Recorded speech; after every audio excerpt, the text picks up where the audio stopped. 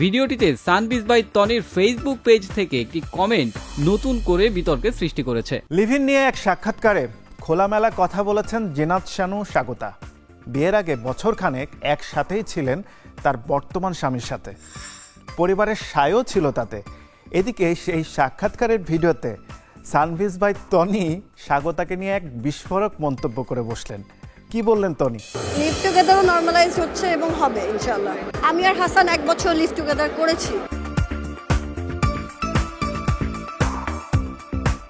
জনপ্রিয় অভিনেত্রী জিনাত শানু স্বাগতা সম্প্রতি এক সাক্ষাৎকারে তার ব্যক্তিগত জীবন নিয়ে খোলামেলা আলোচনা করেছেন। তিনি জানান, বিয়ের আগে স্বামী হাসান আজাদ ও তিনি 1 বছর লিভ টুগেদার করেছিলেন, যার ফলে একে অপরকে আরো ভালোভাবে বুঝতে পেরেছেন।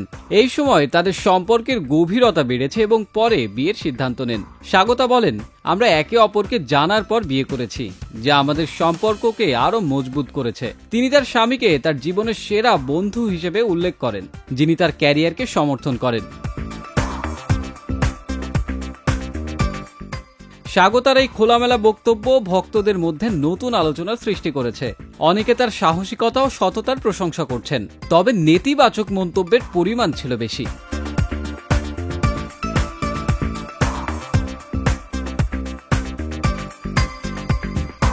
ভিডিওটিতে সানবিজ বাই তনির ফেসবুক পেজ থেকে একটি কমেন্ট নতুন করে বিতর্কের সৃষ্টি করেছে। তনি লিখেছেন, আমাদের লেহেঙ্গাটা যে পরে ছিঁড়ে ফেরত দিয়ে গেছেন, টাকাটা কে দিবে আপা?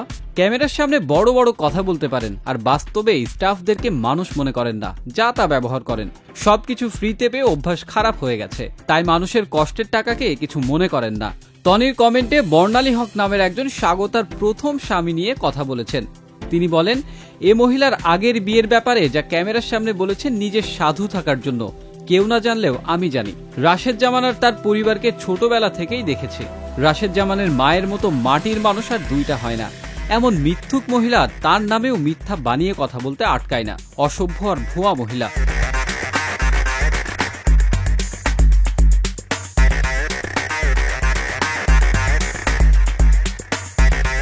গত 24 জানুয়ারি রাজধানীর একটি মসজিদে বিয়ে করেন স্বাগতা।